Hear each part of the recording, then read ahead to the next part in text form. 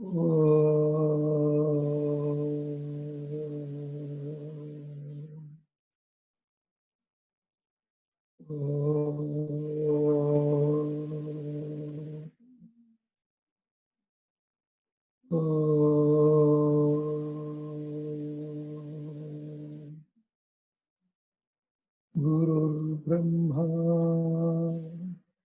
गुरुर्विष्णुः गुरुर्देवो महेश्वरः गुरुः साक्षात् परब्रह्मा तस्मै श्री गुरवे नमः। ब्रह्मानन्दं परमसुखदं केवलं ज्ञानमूर्तिं द्वन्द्वातीतं गगनसदृशं तत्त्वमस्यादिलक्ष्यम् एकं नित्यं विमलमचलं सर्वधी साक्षिभूतं भावातीतं त्रिगुणरहितं सद्गुरुं तं नमामि। ॐ नमो ब्रह्मादिभ्यो ब्रह्म विद्या सांप्रदायकर्तृभ्यो वंश ऋषिभ्यो महाभ्यो नमो गुरुभ्यः। सर्वोपप्लवरहित प्रज्ञान घन प्रत्यगर्भो ब्रह्मैवाहमस्मि अहं पदार्थ रहितः। ॐ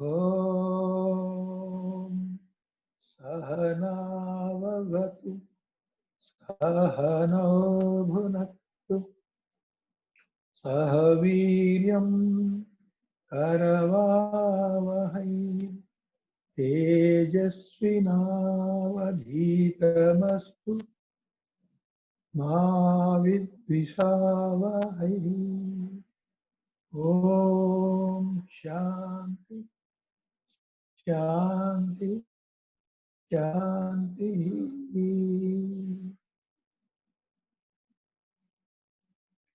వివేక్ చూడామణి 21వ రోజు 25 సెప్టెంబర్ 2020 26వ పేజీ 53 శ్లోకాలైనవి 54 శ్లోకంతో ప్రారంభం.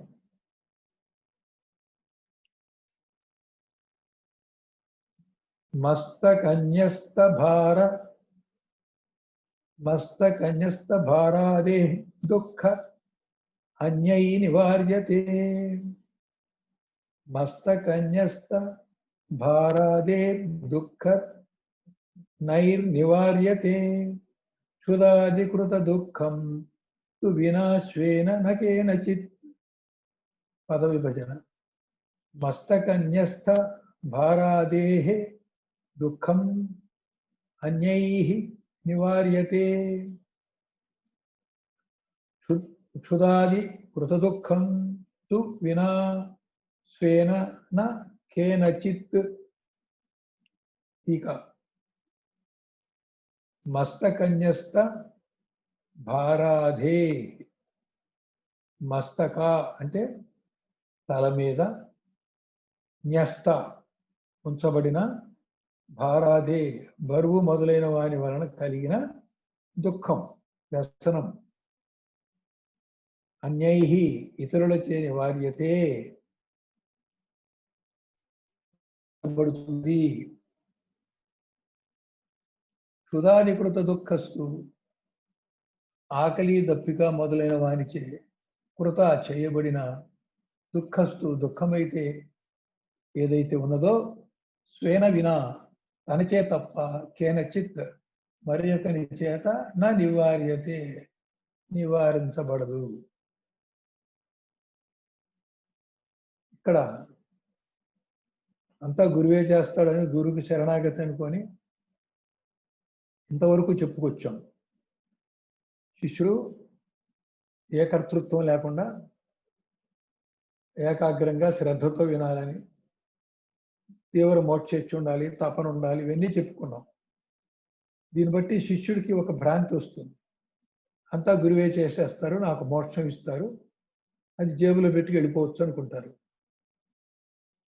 అందుకోసం మళ్ళీ బోధ మొదలు పెట్టేటప్పుడే దానికి కొంచెం క్లారిటీ ఇవ్వాల్సిన అవసరం ఉంది. తాత్పర్యం అది ఎలా క్లారిటీ ఇస్తాడు? తన తల మీదనున్న భారమును తీసివేసి ఆ కష్టమును మరి ఒకడు పోగొట్టజాలును. ఎవరైనా తల మీద బరువు పెట్టుకుంటే ఎదుటి వాళ్ళు వచ్చి ఆ గంప దింపడానికి సహాయం చేస్తే నీకు బరువు తగ్గుతుంది. అయితే ఇక్కడ క్షుత్ పిపాస, ఆకలి, క్షుత్ అంటే ఆకలి, పిపాస అంటే దప్పిక. ఆకలి దప్పికలతో కలిగినటువంటి బాధ తానే ఏదైనా ఒక పదార్థాన్ని సేవించిన కానీ తొలగిపోదు. మరి ఒకడు ఆ విషయంలో ఏమీ చేయగలడు. ఆకలేస్తే నువ్వే తినాలి, నీకు దప్పికైతే నువ్వే మంచినీళ్ళు తాగాలి. దీనికి ఇతరులు సహాయం ఏం చేస్తారు? కావాలంటే అన్నం పెడతారు, గ్లాస్తో చెంబుతో నీళ్ళు ఇస్తారు. తినడం, తాగడం, జీర్ణం చేసుకోవడం, ఆకలి పోయి తృప్తి పట్టడం, దప్పిక పోయి తృప్తి పట్టడం అనేటువంటిది అది నీలో కలిగేటువంటిది. స్వీకరించడం నువ్వే. ఆ స్వీకారం చేత కలిగినటువంటి తృప్తి, ఆనందము, అనుభూతి అది కూడా నీకే కలుగుతుంది. అంటే అక్కడ దాకా గురువు చెప్తాడు, అక్కడి నుంచి నీ ప్రయత్నం కూడా ఉంటుంది. మొదట్లో అది కూడా గురువే చేస్తాడు. పళ్ళెంలో పెట్టి చేతికిస్తే తీసుకోవడమే మోక్షం అనేది అని కూడా అనుకునేటువంటి అవకాశం ఉంది. ముందే చెప్తున్నారు అట్లా కాదని. తనకు కలిగిన అజ్ఞాన బంధము తన చేతనే తెంప శక్యమగును. అజ్ఞానం అనే బంధము అనేక జన్మల నుంచి మనమే తెచ్చిపెట్టుకున్నది. దాని బరువు ఎవరు తీసుకోవాలి? నీకు సహాయమైనా చేస్తారు కానీ బరువు మాత్రం నువ్వే తీసుకోవాలి. నీకు అశక్తత ఉన్నప్పుడు శక్తినిస్తారు, తెలియనప్పుడు ఉపాయం చెప్తారు, అజ్ఞానం ఎలా పోవాలో బోధిస్తారు, అజ్ఞానం పోగొట్టుకోవడానికి అవసరమైనటువంటి సాధనా సంపత్తి ఎలా చేయాలో చెప్తారు. సాధన మనమే చేయాలి, సాధన చేత కలిగిన ఫలితాన్ని, సంపత్తిని మనమే పొందాలి. అలాగే అనుష్ఠానం మనమే చేయాలి, అనుష్ఠానం ద్వారా వచ్చినటువంటి అనుభూతి మనమే పొందుతాం. మన ప్రమేయం లేకుండా అంతా గురువే చేస్తాడనేది కాదు అక్కడ. అయితే శరణాగతికి వాటన్నిటికీ శిష్యుడి యొక్క సంసిద్ధత ఎలా ఉండాలి?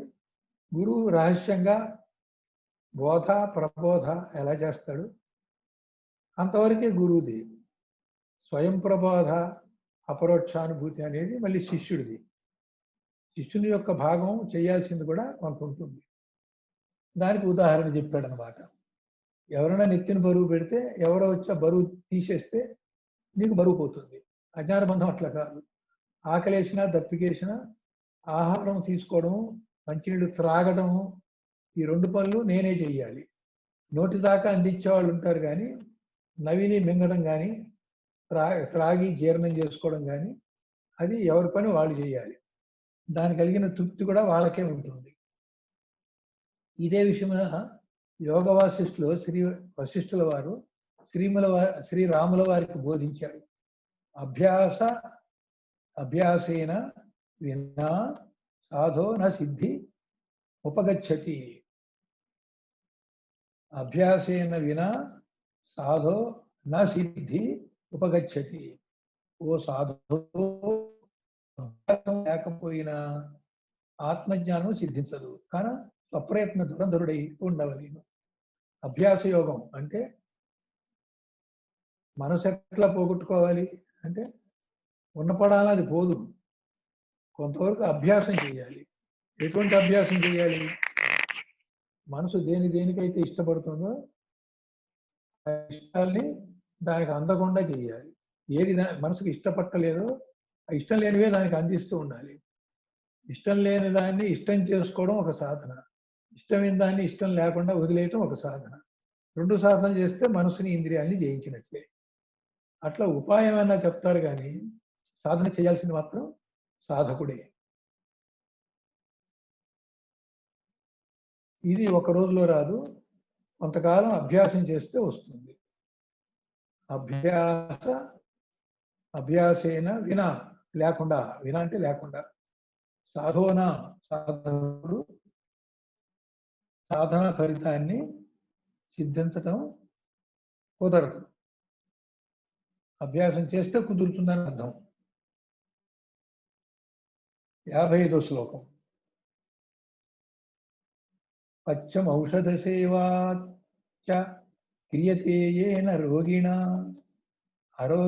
ఆరోగ్య సిద్ధి దృష్టా అస్య నాన్యా అనుష్ఠిత కర్మణ.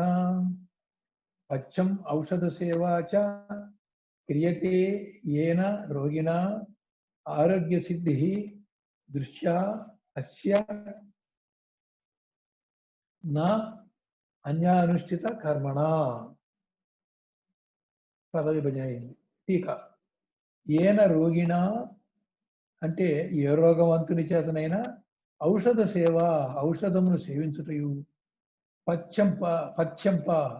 పచ్చమును క్రియతే చేయబడుతున్నదో అస్య ఈ రోగికి ఆరోగ్య సిద్ధి, ఆరోగ్య ప్రాప్తి దృష్ట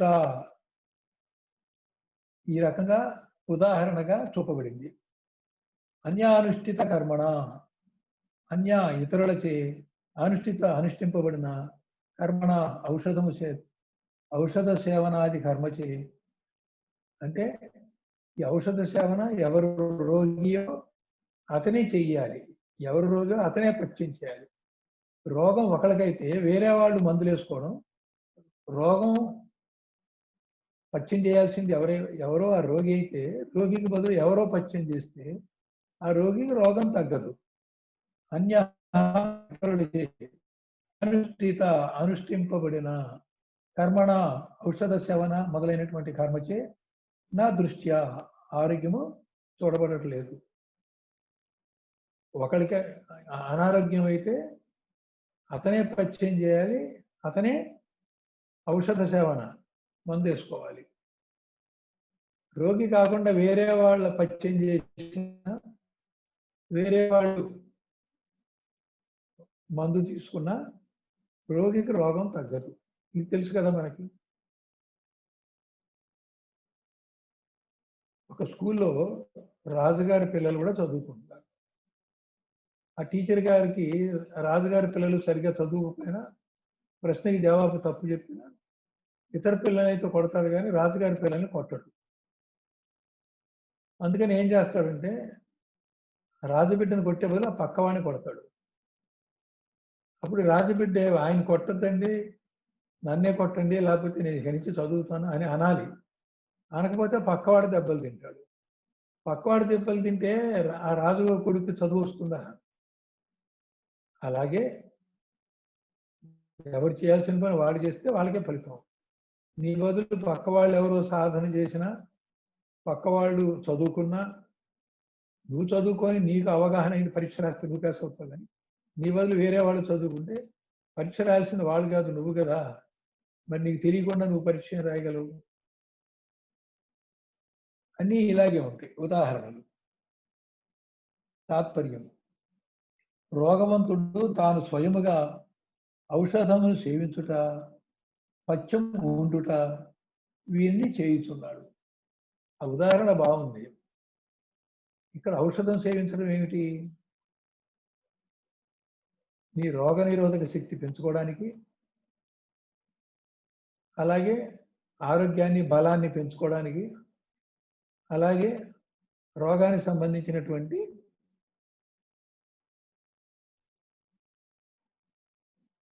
ఆ బ్యాక్టీరియా కానీ, వైరస్ కానీ, మైక్రో ఆర్గానిజం కానీ దాన్ని చంపడానికి కానీ ఒక మందు కావాలి.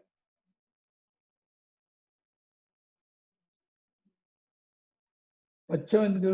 నీ రోగం ఏదైతే వచ్చిందో నీ తీసుకునే ఆహారము ఆ రోగాన్ని పెంచేదిగా కాకుండా రోగాన్ని పెంచేటువంటిది అది మానాలి. రోగానికి పెంచకుండా ఏది తింటే ఇబ్బంది లేదో అది తీసుకోవాలి. పథ్యం అంటే రెండు ఉన్నాయి. రోగాన్ని పెంచేది మానటం ఒకటి, వచ్చేది కనీసం మందేస్తే రోగం తగ్గుతుంటే దానికి అడ్డు రాకుండా ఉండే ఆహారం తినాలి. ఇది పథ్యం. అంటే ఆహార నియమం పథ్యం అయితే మందేసుకోవడం రోగ నివారణ అవుతుంది. సాధకుడికి ఇప్పుడు ఏం చేయాలి? అజ్ఞానం అనే రోగం ఉంది మనకి, భవరోగం. భవరోగం తగ్గాలి అంటే జనన మరణ హేతువైనటువంటి పనులన్నీ మానాలి. మళ్ళీ మోక్షానికి సంబంధించిన, ఆత్మజ్ఞానానికి సంబంధించిన శ్రవణ మననాదులు చేయాల్సినటువంటివి ఏదైతే ఉన్నాయో అటువంటి పనులు, అటువంటి సత్కర్మాచరణలు చేయాలి. ఈ సత్కర్మాచరణ చేయటం అనేది ఒక మందు. జన్మహేతు అయినటువంటి పాత అలవాట్లు, వ్యసనాలు ఏవైతే ఉన్నాయో అవి మానటం అనేది పథ్యం. అష్టాంగ యోగంలో యమము అంటే కొన్ని ఇష్టాయిష్టాలతో జరుపుకునేవన్నీ కూడా సరిదిద్దుకోవడం యమం. నీకు క్రమశిక్షణలో పెట్టుకొని మనసుని, ఇంద్రియాల్ని నీ అదుపాజ్ఞల్లో పెట్టుకోవాలంటే చేయాల్సిందేమో నియమం. అంటే యమం అంటే పథ్యము, నియమం అంటే మందు. ఈ రకం కూడా తీసుకోవచ్చు. వీనిని చేయుచున్నాడు అట్టివాడే ఆరోగ్యవంతుడు అగుచున్నాడు. ఇతరులు ఔషధ పథ్య సేవనము కావించిన రోగవంతుని రోగము కుదురునా? మన బదులు వేరే వాళ్ళు చేస్తే కుదరదు. అటులనే భవరోగియు ఔషధము సేవించుచు, గురూపదేశం అంటే చెవులో ఉపదేశం చెప్పేది కాదు. ఆయన ఉపదేశం అంటే ఆయన జ్ఞానాన్ని నీ సమీపానికి తీసుకొచ్చి నువ్వు అనుభవించడానికి వీలుగా బోధ ప్రబోధ చేస్తారు. దాన్ని ఔషధంగా తీసుకోవాలి. ఆత్మ విచారణ, సమాధి గుణములు పథ్యం ఉండిన స్వయముగా అజ్ఞానం నశింది. శమధమాది షట్క సంపత్తి ఆ 6 రకాల సాధనలు చేయడం పథ్యం. ఇవి పరమాత్మ ప్రాప్తికి పోవాలి. మనం ఒక చోటికి వెళ్ళాలి అంటే ఆ చోటికి ఎంత దూరంగా ఉన్నామో ఆ దూరం తగ్గాలి పోను. చివరికి మనకు వెళ్ళాల్సిన చోటికి దగ్గర అయిపోయి ఆ చోటు. ఇప్పుడు మనం వెనక్కి నడుస్తున్నాం. వెనక్కి నడవటం ముందు తగ్గించాలి. మన లక్ష్యానికి దూరంగా జరిగేదేదో దాని ముందు మానాలి. అది యమము, అది పథ్యము. అది మానిన తర్వాత ఏ దిక్కులో వెళ్తే లక్ష్యాన్ని చేరతాం ఆ దిక్కులో వెళ్ళాలి. అది నియమము, అది మందు. దానికి గురూపదేశ మార్గంలో వెళ్ళటం మందు. సమాధి షట్క సంపత్తితో నీ లక్ష్యానికి దూరం అయ్యేటువంటి స్వభావాలు, గుణాలు నీ యందు ఉన్నంత వరకు నువ్వు దూరంగానే ఉంటావు, మరింత దూరం అవుతావు.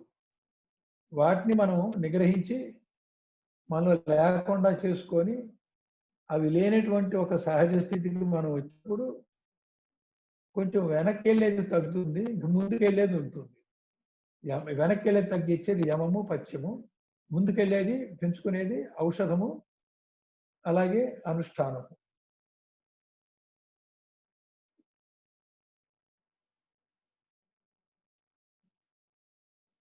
అజ్ఞానము నశించి ఆరోగ్యమనదగు పరమాత్మ ప్రాప్తి పొందుతున్నాడు. అప్పుడే అజ్ఞానం అనేది నశిస్తుంది. అంటే అజ్ఞానం నశించడానికి కొన్ని సాధనలు చేయాలి, జ్ఞానం పెంపొందించడానికి కొన్ని అనుష్ఠానాలు, ఉపదేశాలు పొందాలి. ఈ అజ్ఞాన నివృత్తి తన చేతనే చేయవలసి ఉన్నది. ఎవరికి అజ్ఞానం ఉందో వాళ్లే పోగొట్టుకోవాలి. ఎవరికి చీకటిగా ఉందో వాళ్లే లైట్ వేసుకోవాలి. ఎవరి చీకటి వాళ్ళు పోగొట్టుకోవాలి, ఎవరి ప్రకాశాన్ని వాళ్ళు పెంచుకోవాలి. ప్రకాశం అంటే ఇక్కడ జ్ఞాన ప్రకాశం, చీకటి అంటే అజ్ఞానాంధకారం. గురువు సహాయం ఉంటుంది. ఎంతవరకు అంటే మందు ఏ మందు వేసుకోవాలో తెలియదు నీకు. మందు పేరు చెప్పి గురువు ఊరుకోడు. ఆ మందుని తీసుకొచ్చి నీ చేతికి ఇస్తాడు. నీ చేతిలో అది వేసుకొని సేవించాలి నువ్వు. నాకు ఆ మందు ఇష్టం లేదు, ఆ మందు చేదుగా ఉంటుంది అని నువ్వు అవతల పారేస్తే ఏమవుతుంది? రోగం నయం కాదు. అలాగే మందులు వేసుకుంటూ కూడా పథ్యం చేయలేదు. పథ్యం చేయకపోతే ఇప్పుడు అడుగుతారు డాక్టర్లు వచ్చి, ఏం తింటున్నావు, ఏమి చేస్తున్నావు అని. ఎందుకంటే ఆయనకు తెలుసు నేను ఇచ్చిన మందుకి తప్పనిసరిగా తగ్గాలి అని. తగ్గపోవడానికి కారణం తనలో కానీ తన వైద్యంలో కానీ తను ఇచ్చిన మందులో కానీ లేనప్పుడు ఆ వైద్యుడు ప్రశ్నిస్తాడు, ఏం ఆహారం తీసుకున్నావు, ఎప్పుడెప్పుడు తీసుకున్నావు, ఏమి అన్నీ అడుగుతారు. ఒక క్రమశిక్షణగా టైం ప్రకారం తీసుకోవాలి. తీసుకునే ఆహారం పథ్యంగా ఉండాలి. నీకు రోగాన్ని పెంచేదిగా కాకుండా రోగాన్ని నిదానించేటట్టుగా నువ్వు తీసుకునే ఆహారం ఉండాలి. దాని పేరు పథ్యం. అలాగే గురువు కూడా అడుగుతాడు అనమాట, నేను చెప్పిన ప్రకారం ఎందుకు జరగలేదంటే నీలో ఏదో లోపం ఉంది, నీలోనే ఒక అహంకారం ఉంది, నీలోనే ఎవరి మీద ద్వేషం కానీ భేదభావం ఉంది, లేక నీకు అటాచ్మెంట్లు ఎక్కువైనాయి, లేకపోతే నీలో రజోగుణం ఎక్కువగా ఉంది, ఇవన్నీ తగ్గించాలి అని చెప్తాడు. గురువు చెప్పగలడే కానీ సాధన ఎవరు చేయాలి? ఎవరికి అజ్ఞానం పోవాలో వాళ్ళే సాధన చేసుకోవాలి. కాబట్టి దీనికి శ్రద్ధ, పట్టుదల కూడా ఉండాలి.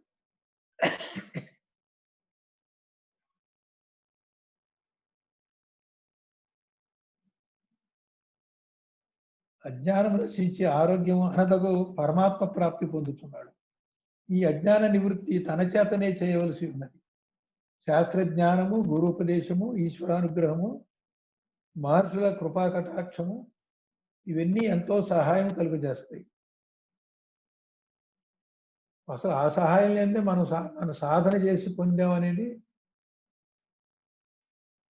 మనకంత శక్తి లేదు.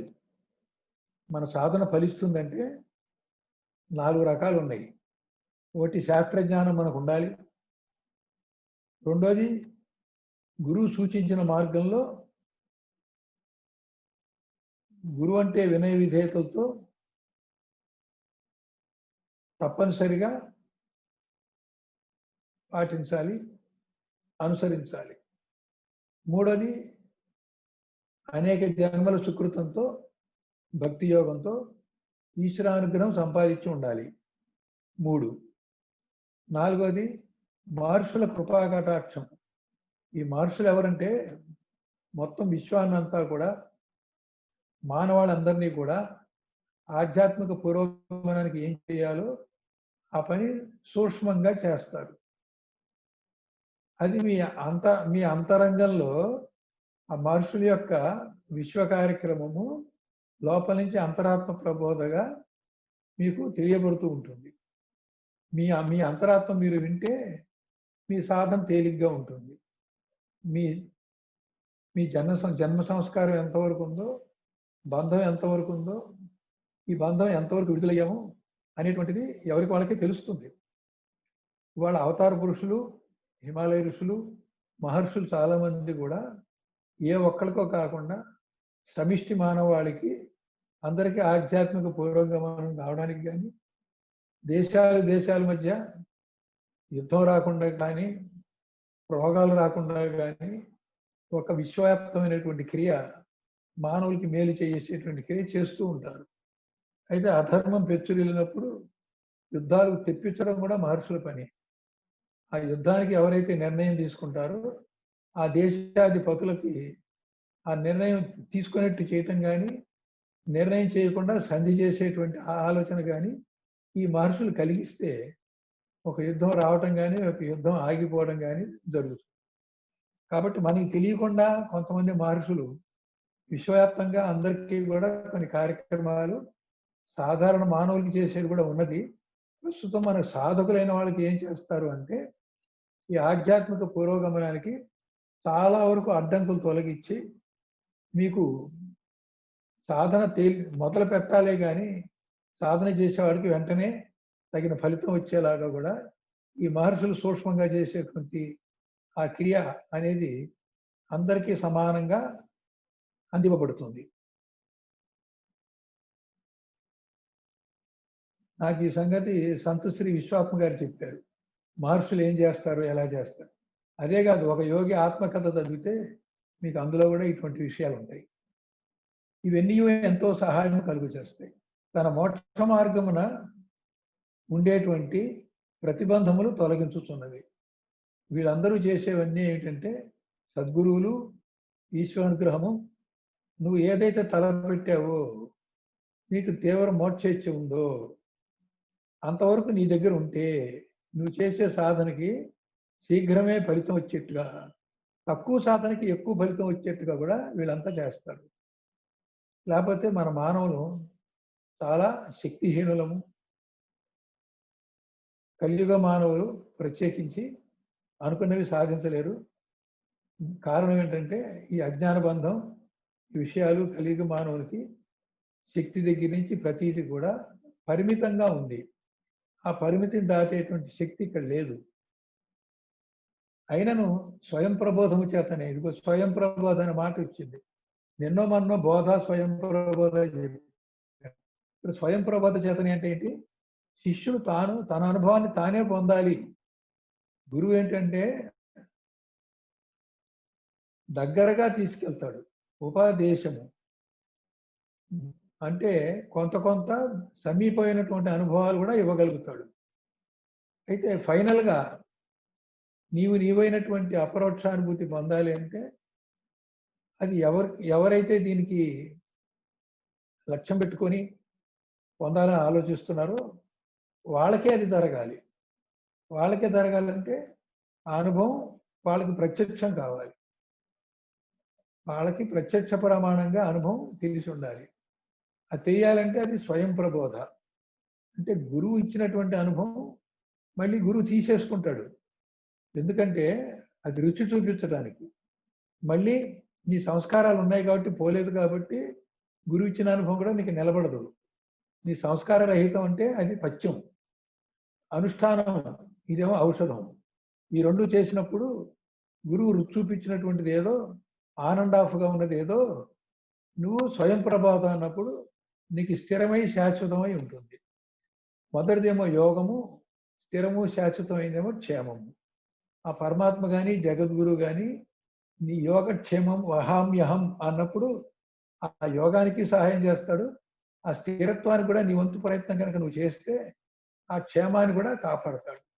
అంటే ఒక నిశ్చయ జ్ఞానం కనుక నీకు అనుభవంలోకి వస్తే అది పడిపోకుండా కూడా కాపాడతాడు. కానీ మొదట్లో నువ్వు చెయ్యాలి. ఆ యోగం దాకా నువ్వు చెయ్యాలి. ఆ యోగ స్థితి గురువు కాపాడతాడు. మళ్ళీ నిశ్చయ జ్ఞానం నీకే రావాలి. అది స్థిరంగా ఉండేట్టుగా గురువు కాపాడతాడు. నీ యోగాన్ని కాపాడతాడు, నీ క్షేమాన్ని కాపాడతాడంటే ఆ రెండు అనమాట. స్వయం ప్రబోధము చేతనే వస్తు స్వరూప స్థితి కలుగుతున్నది. వస్తువు అంటే సత్యము, స్వరూపం అంటే స్వానుభవము. వస్తుతత్వము, వస్తు స్వరూపము రెండు ఉన్నాయి ఇక్కడ వస్తు స్వరూప స్థితి కలుగుతున్నది. కలగడం అనగానే వస్తు స్వరూప స్థితి అన్నాడు. స్థితి కలుగుతుంది. స్థితి అవస్థ అన్నప్పుడు అది పొందటం, కలగడం. నీవైనటువంటి స్థితి అంటే అది సిద్ధించడం అవుతుంది. సాధ్య వస్తువుకి కలుగుతుంది, పొందుతుంది అంటాం. సిద్ధ వస్తువుకి సిద్ధిస్తుంది అంటాం. ఈ విషయమనే ఉత్తరత్ర రాబోయే శ్లోకాల్లో నిరూపించుతున్నారు. 56వ శ్లోకం.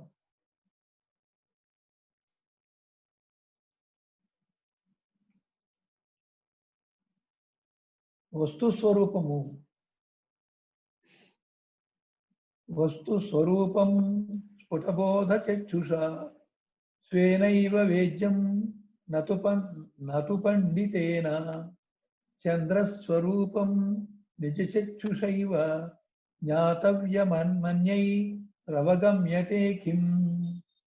వస్తుస్వరూపం స్ఫుటబోధ చక్షుషా స్వేనైవ వేద్యం నతు పండితేన చంద్రస్వరూపం నిజచక్షుషైవ జ్ఞాతవ్యమన్యై ప్రవగమ్యతే కిం. పద విభజన. వస్తుస్వరూపము స్ఫుటబోధ చక్షుషా స్వేన ఏవ వేద్యం నా తు పండితేన చంద్రస్వరూపం నిజచక్షుషా ఏవ జ్ఞాతవ్యం అన్యైః అవగమ్యతే కిం. ఇక వస్తుస్వరూపము యథార్థ పరబ్రహ్మ స్వరూపం. యథార్థ అంటే మళ్ళీ అబద్ధపు పరబ్రహ్మను యథార్థ పరబ్రహ్మ రెండు ఉండవు. ఇక్కడ యథార్థ అనేది ఎడ్జెక్టివ్గా తీసుకోకూడదు, విశేషణం కాదు, నామవాచకంగా తీసుకోవాలి. ఆ బ్రహ్మస్వరూపం దగ్గర సత్యమే బ్రహ్మ, బ్రహ్మమే సత్యం. ఇక్కడ సత్యాన్ని తెలుగులో యథార్థం అన్నాడు. స్వేసైవ తన చేతనే స్ఫుటబోధ చక్షుష. స్ఫుట అంటే స్పష్టమైన, బోధ అంటే స్వయం ప్రబోధ అనేది శిష్యుడికి స్వానుభవం కలిగేది ఏదైతే ఉందో అది. చక్షుష ఇక్కడ జ్ఞాననేత్రం చెప్పాలి. జ్ఞాననేత్రము చేత వేద్యం తెలుసుకొనదగినది. పండితేనా తు పండితుని చేతనో నా తెలుసుకొనడం సాధ్యం కాదు. పండితుడంటే విషయ జ్ఞానం ఉన్నవాడు, అనుభవ జ్ఞానం ఉన్నవాడు తెలుసుకుంటాడు. విషయ జ్ఞానం ఎంత ఉన్నా కానీ అతను అనుభవానికి అనుష్ఠానానికి స్వీకరించలేకపోతే అతనికి అసాధ్యం. చంద్రస్వరూపం చంద్రుని యొక్క రూపము నిజచక్షుషైన తన నేత్రము చేతనే జ్ఞాతవ్యం తెలియదగి ఉన్నది. చంద్రుడు పొన్నమి రోజు చంద్రుణ్ణి ఓ గుడ్డివాడు చూస్తాడా? చూడలేడు. ఆ గుడ్డివాడికి కన్నున్నవాడు చూసి వర్ణిస్తాడు, ఆహా చంద్రుడు ఎంత బాగున్నాడు, వెన్నెల ఎంత బాగుంది, అదంతా ఇదంతా. అతనికి ఆ వెన్నెల యొక్క చల్లదనం అన్న స్పర్శకి తెలుస్తుందేమో కానీ కన్ను లేనివాడికి చంద్రుడు కానీ వెన్నెల కానీ చూడలేడు, ఆ ప్రకాశాన్ని చూడలేడు. అలాగే శిష్యుడు కూడా చంద్రుని వర్ణించిన గుడ్డివాడులాగా ఉన్నవాడేమో పండితుడు. చంద్రుణ్ణి తన నేత్రంతో దర్శించి చంద్రుడంటే ఇది, వెన్నెలంటే ఇది అని వివరంగా అనుభవంగా తెలుసుకున్నవాడు విద్వాంసుడు. అది తేడా. జ్ఞాతవ్యం తెలియదగినది. అన్యైహి ఇతరుల చేత అవగమ్య తేకిం తెలియబడునా. గుడ్డివాడు ఉండగా వాడి పక్కనున్న కన్నులున్నవాడు చూశాడు, కానీ గుడ్డివాడు చూసినట్టుగా ఎలా అవుతుంది అది? వీడికి కళ్ళు వచ్చి వీడు చూస్తేనే వీడికి అనుభవం. తాత్పర్యం ఆ పరమాత్మ యొక్క యథార్థ స్వరూపము అనగా స్వస్వరూప స్థితిని తెలియవలనన్నా స్పష్టముగా తనలో కలిగిన స్వయం ప్రబోధ దృష్టి చేతనే, నీ యొక్క అనుభవ జ్ఞానము చేతనే, అనగా స్వస్వరూప సాక్షాత్కార జ్ఞానము చేతనే సాధ్యమగును.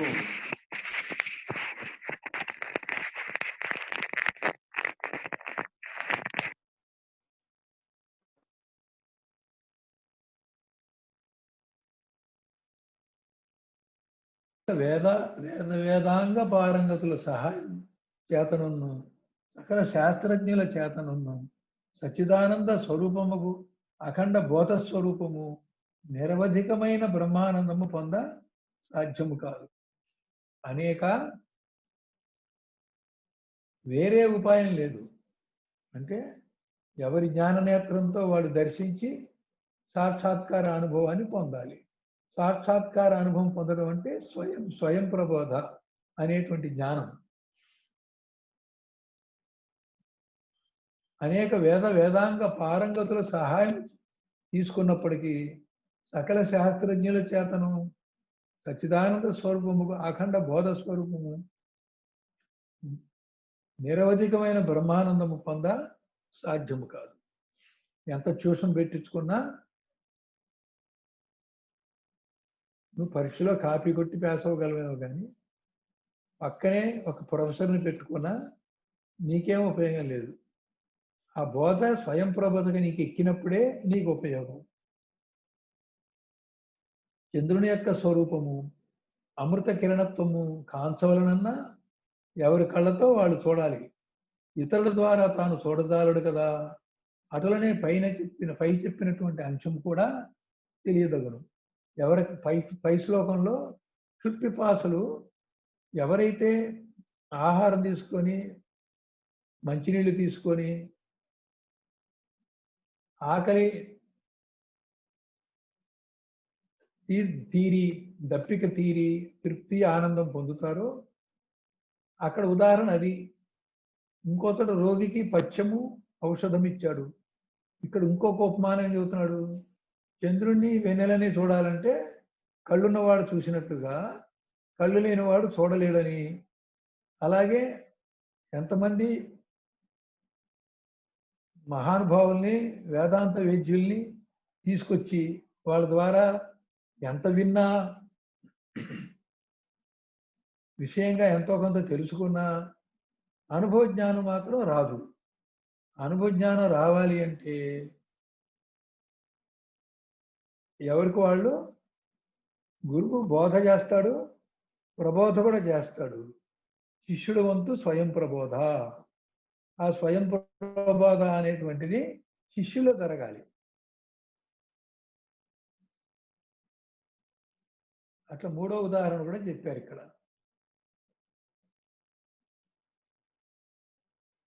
అఖండ ప్రబోధ జ్ఞాన దృష్టి గల మహానుభావులు నిన్ను ప్రబోధ చేసేటువంటి మహానుభావులు, బోధ కాదు ప్రబోధ చేసేవాళ్ళు ఉన్నా నీ శిష్యుల్లో స్వయం ప్రబోధ జరగకపోతే ఉపయోగం లేదు. తన అజ్ఞాన దృష్టి తన చేతనే పోగొట్టుకున్నది ఇది ఉన్నది. అయితే గుడ్డివాడికి దృష్టి ఎలా వస్తుంది అని అడగచ్చు. ఇది అజ్ఞాన దృష్టి. అజ్ఞానం అనేది సాధన చేత పోగొట్టుకున్నప్పుడు జ్ఞాన దృష్టి ఏర్పడుతుంది. అటువంటి జ్ఞాన దృష్టితో చూసినప్పుడు నీ స్వరూపం నీకు అనుభవంలోకి వస్తుంది. ఇది అజ్ఞానాంధకారం కాబట్టి జ్ఞాన ప్రకాశం చేత పోయే అవకాశం ఉంది. అదే ఈ విషయము సత్యం.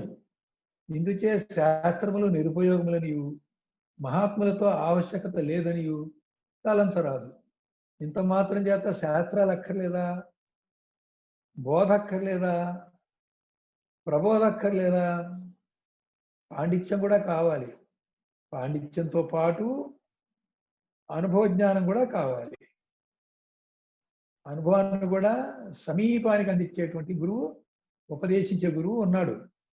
సమీపం నుంచి అంటే నోటి దాకా అందిస్తాడు. నోట్లోంచి తీసుకొని జీర్ణం చేసుకునేటువంటి వాడు శిష్యుడే. వాడికి అజీర్తి రోగం ఉంటే నోట్లో పెట్టినా కానీ బలవంతంగా మంచినీళ్ళు కూడా పోసి మెంగబెట్టినా కానీ అతను వాంతి చేసుకుంటాడు, లేకపోతే అరగదు, జీర్ణం కాదు. అరిగించి జీర్ణం చేసుకునేవాడు శిష్యుడు. అది స్వయం ప్రబోధ. ఇందుచే శాస్త్రము నిరుపయోగమని అనకూడదు. మహాత్ములు వాళ్ళతో పని లేదు అని అనకూడదు. అది కొంతవరకే అని గ్రహించాలి. ఆ పైన మన పని మన ప్రయత్నం కూడా ఉంది. అది స్థూలంగా భౌతికంగా చేసే ప్రయత్నం కాదు. నువ్వు ఒక సూక్ష్మ స్థితికి వెళ్ళగలిగితే అక్కడ గురువుతో ట్యూన్ అయినప్పుడు, గురు సహాయం మరింత అందుకోగలిగినప్పుడు అప్పుడు ఈ ప్రబోధ స్వయం ప్రబోధగా మారుతుంది. అసలే వాళ్ళు లేకపోతే, వారి సహాయం లేకపోతే ఆ మార్గము తెలియజాలము. అయినను తాను కాంచవలనన్న జ్ఞాననేత్రుడు తప్పకుండా కావాలి. జ్ఞాన చక్షువు తెరుచుకోవాలి. 57వ శ్లోకం.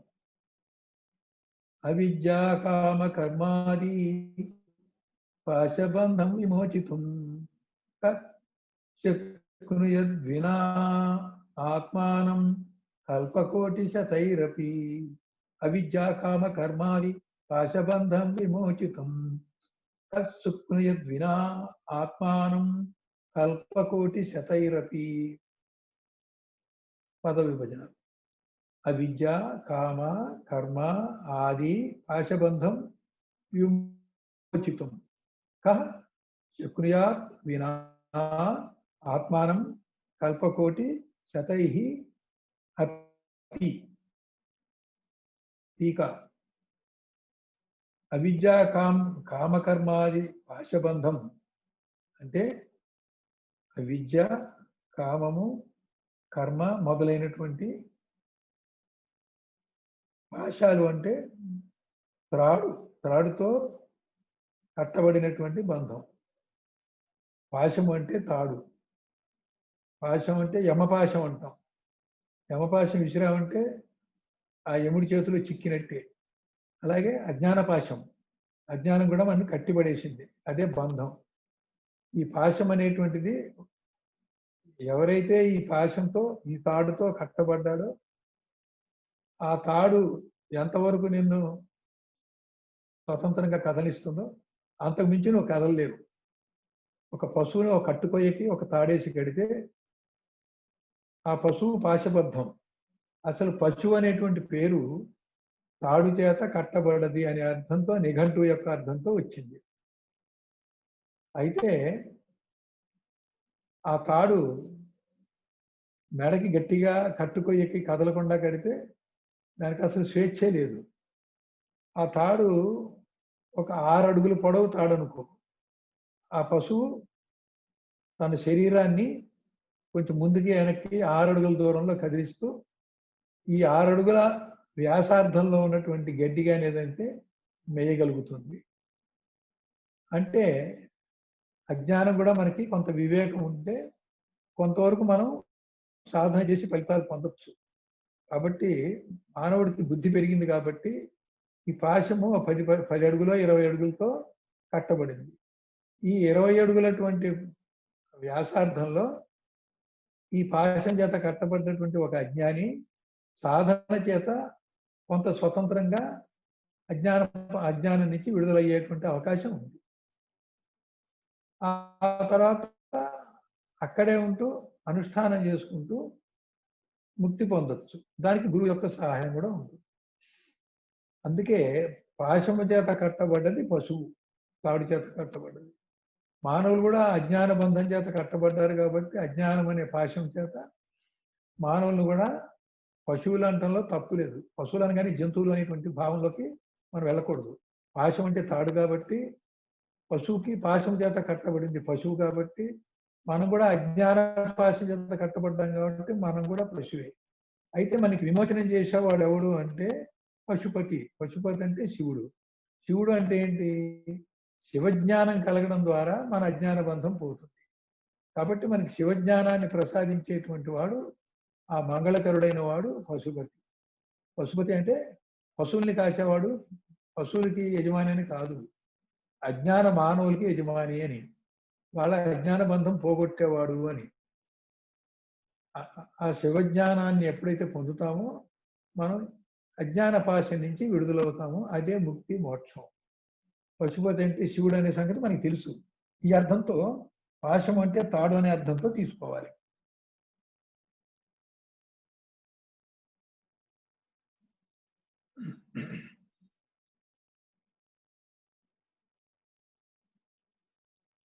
బంధము ముడిని విమోచితం విడిపించుటకు ఆత్మానం వినా, ఆత్మానం అంటే సెల్ఫ్, ఎవరికి వాళ్ళు తనను విడిచి కల్పకోటి శతైరపి, ఎన్ని కల్పాలు బ్రహ్మకల్పాలు ఉంటాయి,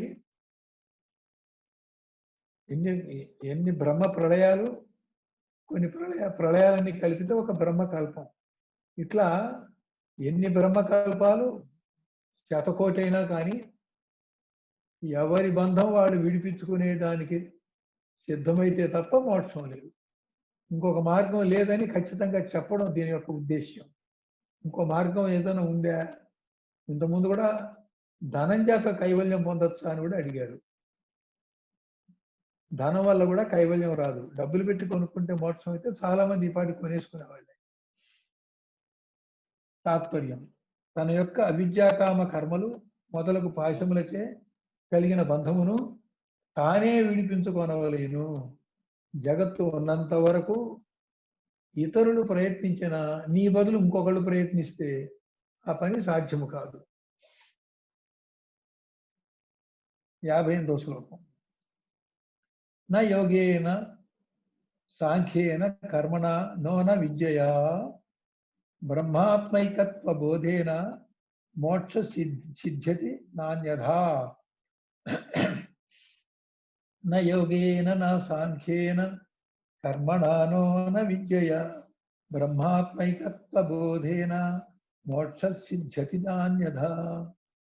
పద విభజన. నా యోగేన నా సాంఖ్యేన కర్మణ నోన విద్యయా బ్రహ్మాత్మైక్యత్వ బోధేన మోక్ష సిద్ధ్యతి నా అన్యథా. ఇక మోక్షం అనేది యోగేన యోగము చేత నా సిద్ధించదు, సాంఖ్యేన సాంఖ్య విచారణ చేత సిద్ధించదు, కర్మణ సత్కర్మాచరణ చేత అవదు, విద్యయ చదువుట చేత కాదు, బ్రహ్మాత్మైక్యత్వ బోధేన బ్రహ్మము యొక్కయు ఆత్మ అంటే జీవుని యొక్కయు జీవాత్మ పరమాత్మ యొక్క ఏకత్వము, ఏకీభావము, ఏకీకృతము, అభేదము, అసిపదము, ఇవన్నీ కూడా పర్యాయ పదాలు. బోధేన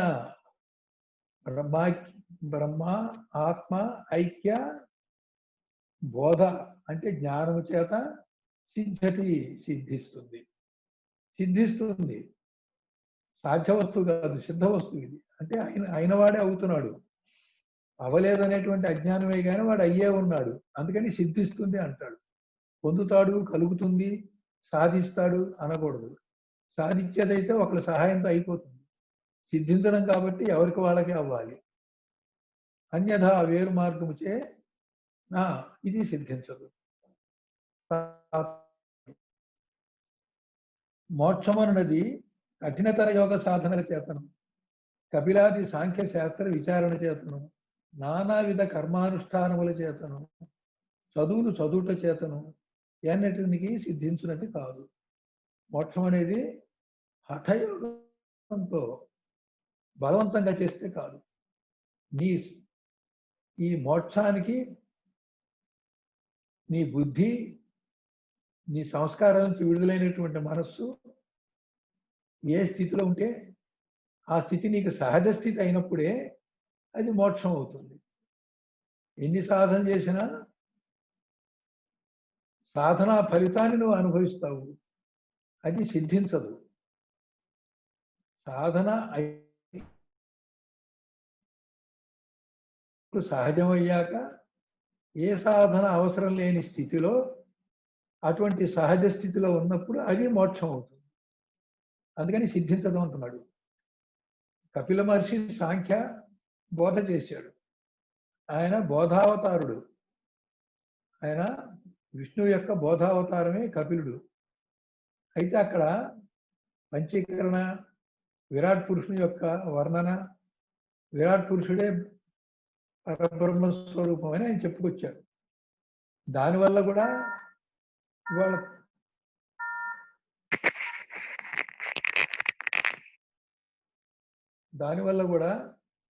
ఇవాళ పంచీకరణ బాగా బట్టి పెట్టి చెప్పినా మీకు మోక్షం రాదు. పంచీకరణలో ఏమున్నాయి? పంచభూతాలు పంచబడ్డది ఉంది. అసలు ఒక చైతన్యం లేకుండా అయిందా? చైతన్యం సర్వత్రా వ్యాపించి దాని సత్తా ఉండనే ఉంది. ఉన్న ఆ బ్రహ్మ యొక్క సంకల్పం మహాకారణంగా ఉంటే ఒక కారణంతోనే ఇదంతా జరుగుతుంది. ఏ పనైనా చేయాలంటే ఆ పని చేయడానికి నీకు ఇచ్ఛా సంకల్పం ఉండాలి. ఆ ఇచ్ఛా సంకల్పం ఆ పని యొక్క వివరం అంతా నీకు ముందే తెలిసినటువంటి ఒక స్మృతి ఉండాలి. ఆ పని వివరం నీకు బాగా తెలిసినటువంటి స్మృతి, జ్ఞాపకం లేక వాసన రూపంలో నీలో ఉండాలి. అది ఆ వాసనే కారణంగా ఉంటుంది. కారణం కార్యరూపంలో రావడానికి సంకల్పం వస్తుంది. ఆ సంకల్పం యొక్క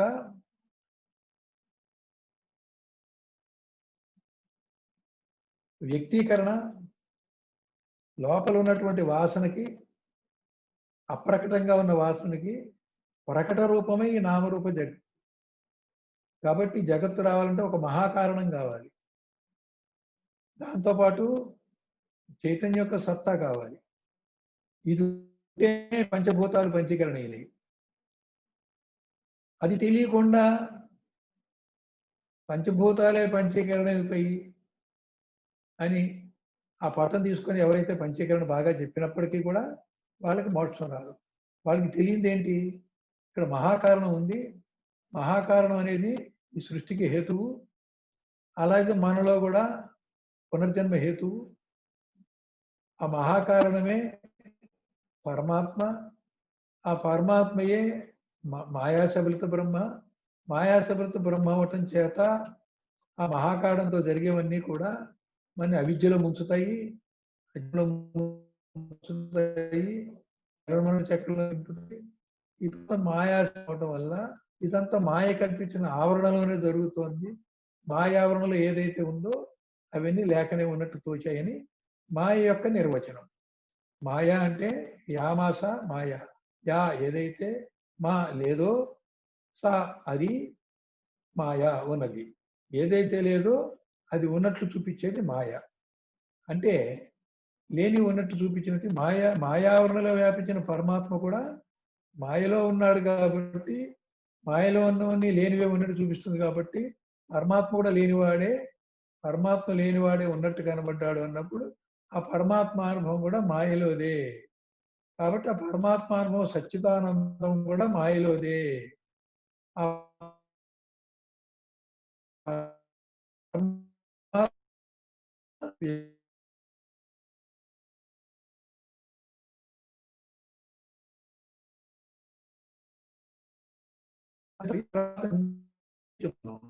మాయావరణ దాటినప్పుడు, ఆవరణ నిరావరణ అయినప్పుడు, వ్యాపక ప్రకాశం స్వప్రకాశం అయినప్పుడు ఆ స్వప్రకాశ రూపమే పరబ్రహ్మ స్వరూపం. కాబట్టి ఆ పరబ్రహ్మ స్వరూపమే మాయాతీతుడు. మాయని కనుక దాటితే ఏ స్వస్వరూప జ్ఞానం కలుగుతుందో అది పరబ్రహ్మ. అలా తీసుకోవాలి.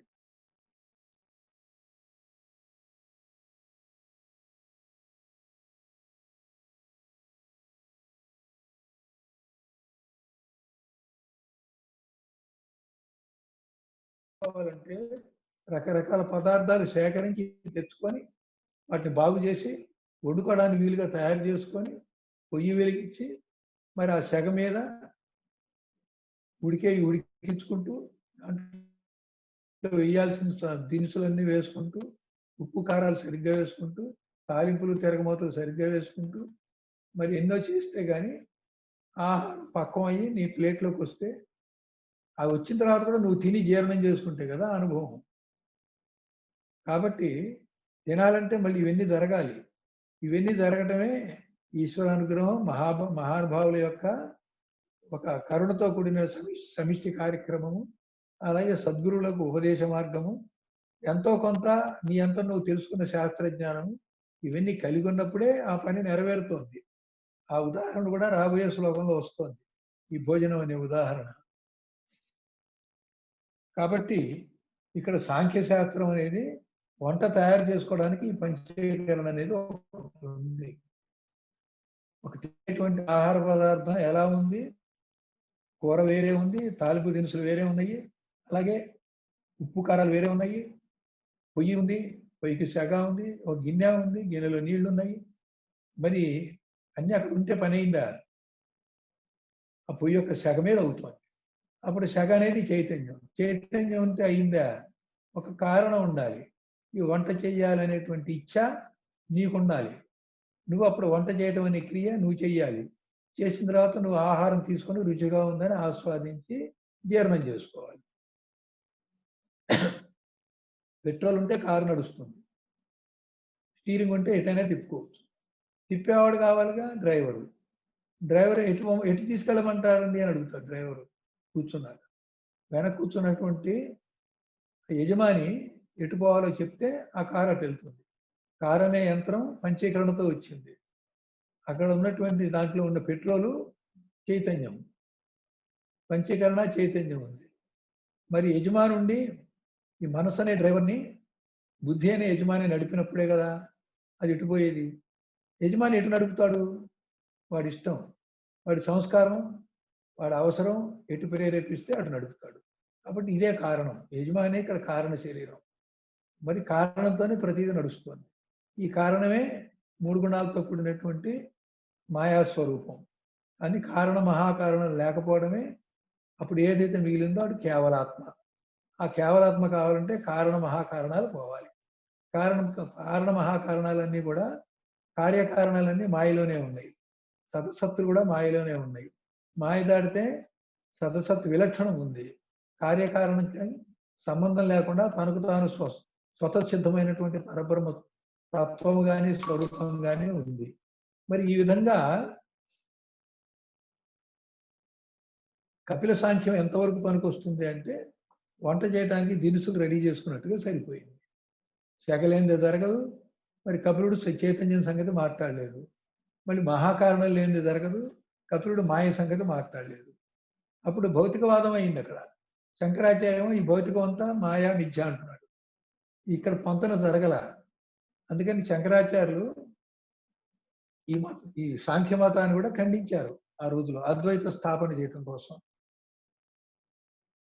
నానావిధ కర్మానుష్ఠానముల చేతను రకరకాల కర్మానుష్ఠానాలు చెప్తున్నారు. ప్రాణాయామం చెప్తున్నారు, ధ్యానం చెప్తున్నారు, సంధ్యావందనం చెప్తున్నారు, అంగన్యాస, కరన్యాస, హృదయన్యాసాలు చెప్తున్నారు.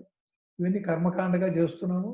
కొంతమంది శ్రద్ధగా చేస్తున్నారు, కొంతమందికి అర్థం తెలియకుండా చేస్తున్నారు. అర్థం తెలిసి అనుష్ఠాన పద్ధతిలో చేస్తే తప్పకుండా స్వయం ప్రబోధ అనుభవం కలుగుతుంది. ఆ స్వయం ప్రబోధ కోసం ఇదంతా చెప్తున్నాం. అది లేకుండా ఎన్ని చేసినా ఉపయోగం లేదు. చదువుట చేతను ఎన్నో శాస్త్రాలు చదువుతారు ఎవరైనా కానీ. ఏ శాస్త్రం అయినా సరే శాస్త్ర యొక్క సారం తీసుకొని ఆ సారాన్ని లక్ష్యంగా పెట్టుకొని లక్ష్యానికి మార్గం ఎంచుకొని మార్గంలో ప్రయాణం చేయడానికి విఘ్నాలు, అవరోధాలు ఏమున్నాయో, నీ స్వభావంలో, నీ సంస్కారాల గుణాలు ఏమున్నాయో వాటిని కొంచెం పక్కకి తొలగించుకొని ఆ జ్ఞాన మార్గంలో సరళంగా సాఫీగా నువ్వు వెళ్ళగలిగితే ఆ గమ్యం, లక్ష్యం పొందుతావు. అదంతా లేకుండా కేవలం శాస్త్రం చదివితే సరిపోతుందా? ఇలాంటి చేసినవి కూడా ఉన్నాయి. వేదాంత పదకోశ దీపికి వెళ్తే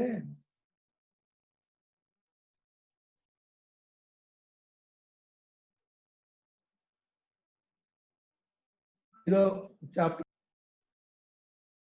ఇది 36, 37 పేజీలు.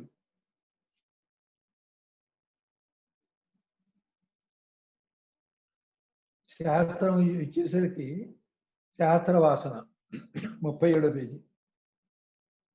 5వ చాప్టరు కర్మ వివరం.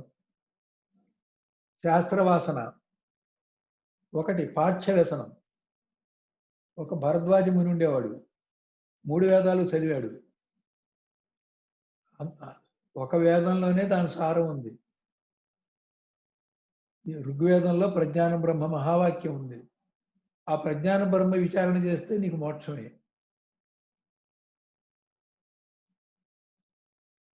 యజుర్వేదంలో అహం బ్రహ్మాస్మి ఉంది. అహం బ్రహ్మాస్మి వాక్యార్థం అనుభవానికి తీసుకున్న మోక్షమే.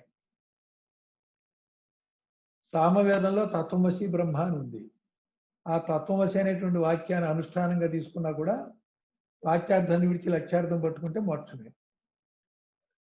అధర్వణ వేదంలో అయమాత్మ బ్రహ్మ ఉంది. ఈ ఆత్మీయ బ్రహ్మని అంగన్యాస, కరన్యాస, హృదయన్యాస పద్ధతిలో అనుష్ఠానం చేస్తే అది కూడా మోక్షం వస్తుంది. ఒక వేదం చాలు. ఈ భరద్వాజముని 3 వేదాలు చదివాడు. వాటి యొక్క సారం గ్రహించలే. 4వ వేదం కూడా చదువుదామని ఆయన కోరిక. దేవేంద్రుడి దగ్గరికి వెళ్ళి తన 4వ వేదం నాకు కావాలి, తన కోరిక వెలిబుచ్చాడు. అప్పుడు దేవేంద్రుడు నిరాకరించాడు. మోక్ష సాధనకు సగుణ బ్రహ్మ విద్యను బోధించాడు. సగుణ బ్రహ్మ తేలిగ్గా అందుకోవచ్చు, నిర్గుణ బ్రహ్మ కష్టం. సగుణ బ్రహ్మోపాసన ఎవరైనా చేస్తారు. నిర్గుణ బ్రహ్మ నేరుగా ఉపాసన చేయలేము. సగుణ బ్రహ్మోపాసన యొక్క పరాకాష్ఠలో సగుణ బ్రహ్మమే నిర్గుణ బ్రహ్మగా తెలియబడినప్పుడు అపరోక్షానుభూతిలో నీకు తెలియకుండానే నిర్గుణ బ్రహ్మగా మారిపోతావు. నీ ఉపాసన కూడా సగుణోపాసన యొక్క అంతిమంలో అది దానంతటదే నిర్గుణోపాసనకి దారి తీస్తుంది. ఆ నిర్గుణోపాసన యొక్క ఫలితం మనం పొందుతాం. అందుకని దేవేంద్రుడు ఏంటంటే ఉపాసనా మార్గాన్ని పెట్టాడు. కారణం ఏంటంటే నీకు అనుభవం రావాలంటే స్వయం ప్రబోధ కావాలి. ఇక్కడ ఏంటంటే అనుభవాన్ని తీసుకోకుండా 3 వేదాలు చదివాడు ఈయన. 4వ వేదం చదివినా కూడా అది అంతే. ఒక వేదం చాలు. దాని అనుష్ఠాన పద్ధతిలో అవగాహన చేసి సారం పిండి సారాన్ని గ్రహించి ఆ సారంతో అతను తన మీద అప్లై చేసుకొని అనుభవం పొందాలి. అప్లై చేసుకోవడం కానీ స్వయం ప్రబోధ అన్నాం. స్వయం అనే దాంట్లో అప్లికేషన్ ఉంది. నీ మీద నీవు ఆపాదించుకోవాలి. అప్పుడు భరద్వాజముని దేవేంద్రుడి దగ్గర విని దేవేంద్రుడు చెప్పడం ఏంటని మీకు అనుమానం రావచ్చు. దేవేంద్రుడు తపస్సు చేసే వాళ్ళకి కూడా అనేక పరీక్షలు పెడతాడు. దేవలోకంలో రంభావరసి ఈ నాట్యాల్లో మునిగి తేలుతూ ఉంటాడు. కాదు, ఈ దేవేంద్రుడు వేరు, ఆ దేవేంద్రుడు వేరు. ఇప్పుడు చెప్పే దేవేంద్రుడు మనం ఎప్పుడో చెప్పాం. గురుతత్వం అనేది ఆ పరాశక్తి సిద్ధౌగుల్లో, దివ్యౌగుల్లో, మానవౌగుల్లో గురుతత్వంగా ఉండి వాళ్ళని గురువులుగా సిద్ధమండలంలో సిద్ధౌగులు అనేటువంటి గురువుల్ని పనిముట్టుగా చేసుకొని, దివ్య మండలంలో దివ్యోగుల్ని పనిముట్టుగా చేసుకొని, దేవలోకాల్లో దివ్యలోకాల్లో మానవలోకంలో మానవోగుల్ని పనిముట్టుగా చేసుకొని పరాశక్తి వీళ్ళందరిలో గురుతత్వంగా ఉండి ఈ కార్యక్రమం నిలుపుతోంది అనేటువంటిది మనం చెప్పుకున్నాం. కాబట్టి దివ్యోగుల్లో దేవేంద్రుడు అనేటువంటి వాడు గురువు అయ్యాడు. అక్కడ దేవతలకి గురువు. దేవతల్లో దివ్య మండలంలో అంటే మానవులే దివ్యత్వం పొందినప్పుడు దివ్య మండలంలో ఉన్న మానవులకి ఈ దేవేంద్రుడు గురువు. ఆ దేవేంద్రుల గురుతత్వంగా ఉంది ఆది పరాశక్తి. కాబట్టి ఇక్కడ దేవేంద్రుడు అంటే అష్టదిక్పాలకుల్లోనూ స్వర్గలోకంలో సుఖాలు అనుభవించే దేవేంద్రుడిగా తీసుకోకుండా దివ్య మండలం ఉన్న దివ్యోగులు అనే వాళ్ళలో ఈ దేవేంద్రుడు ఒక గురువు అని తీసుకోవాలి. ఆ గురువు దగ్గరికి వెళ్ళి 4వ వేదాన్ని భరతముని అడిగాడు. 4వ వేదం అక్కర్లేదని అతను సగుణ బ్రహ్మోపాసన నేర్పి వదిలేశాడు. దాంతో అతను ముక్తి పొందాడు. బహుశాస్త్ర వ్యసనం, శాస్త్రవాసన ఇంకోటి ఉంది. అనేక శాస్త్రాలు చదివి చదివి దుర్వాస మహాముని నారదుడి దగ్గరికి వస్తే నారదుడు ఎగతాళి చేశాడు. గంధపు చెక్కలు మోసే గాడిదలాగా ఉన్నావు నువ్వు అని. బాగా ఇన్ని శాస్త్రాలు చదివినా ఆ శాస్త్ర సారం నీకు వంట బట్టి నీకు అనుభవం రాకపోతే గంధపు చెక్కలు మోసే గాడిదతో సమానం అని పరిహసించగా ఆ శాస్త్రములన్నిటినీ సముద్రంలో పారేసి మూటగట్టి ఆ పరమశివుడి దగ్గరికి వెళ్ళి బ్రహ్మ విద్యని నేర్పమని ఉపదేశించమని ప్రార్థిస్తే ఆ ఉపదేశం శివుడి దగ్గర సాక్షాత్తు తీసుకొని కృతార్థుడయ్యాడు. ఈ నారదముని ఆ శివ సాన్నిధ్యంలో ఉన్నాడు. అక్కడికి వస్తేనే నారదముని తన్ని ఈ దుర్వాస మహాముని ఏకతాళి చేశాడు. గంధపు చెక్కలు మోసే గాడిగా. అది బుద్ధి తెచ్చుకొని ఆ శివుడి దగ్గర విద్యాభ్యాసం చేసి స్వయం ప్రబోధతో జ్ఞానం పొందాడు. అనుష్ఠాన వ్యసనం. ఈ అనుష్ఠానం కూడా అద్వైత సిద్ధికి ఆటంకం. అనుష్ఠానం కొంతవరకు రైటే. ద్వైతం దాకా సగుణ బ్రహ్మోపాసన దాకా రైటే. నిర్గుణ బ్రహ్మం అవ్వాలి అంటే అక్కడ అనుష్ఠానం ఆపాలి. ఋభు మహర్షి సమస్త వేదాల్ని కూడా వేదాంతాన్ని తన శిష్యుడైనటువంటి నిధాగుడుకి చెప్పాడు. నిధాగుడు గృహస్థాశ్రమంలో ఉండి గురువు చెప్పిందంతా పక్కన పెట్టి అతని కర్మానుష్ఠానం మీద ప్రేమ ఎక్కువ, అలవాటు ఎక్కువ, వ్యసనం ఎక్కువ.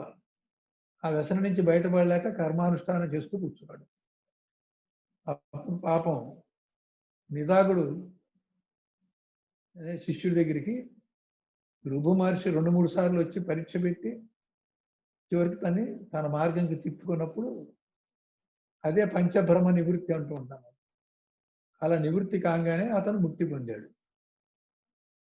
అలాగే పృథు చక్రవర్తికి పరిపూర్ణ బోధ చెప్పారు గురువు గారు. అచల సిద్ధాంతం ఎరుక విడవాల్సింది పోయి అతనికి పాత వ్యసనం ఉంది ఒకటి, అర్చన అర్చన అర్చన. నవవిధ భక్తుల్లో పృథు చక్రవర్తి అర్చనతో ముక్తి పొందాడని ఉంది. ఆ ముక్తి తిరిగి రాని మోక్షం కాదు. అర్చన వల్ల సాలోక్య పదవి పొందాడు. భగవంతుడు వేరు తాను వేరు అని భగవంతుని యొక్క లోకానికి వెళ్ళాడు అర్చన వల్ల. అది సాలోక్య ముక్తే కానీ సాయుధ్యము కాదు, తిరిగి రాని మోక్షం అనేటువంటి పరిపూర్ణ బోధ ద్వారా వచ్చే పరమపదం కూడా కాదు. పరమపదం పొందాల్సినటువంటి బోధ విని కూడా మళ్ళీ అర్చన అనేటువంటి వ్యసానికి పోయి అతను సాలోక్య ముక్తితో ఆగిపోయాడు.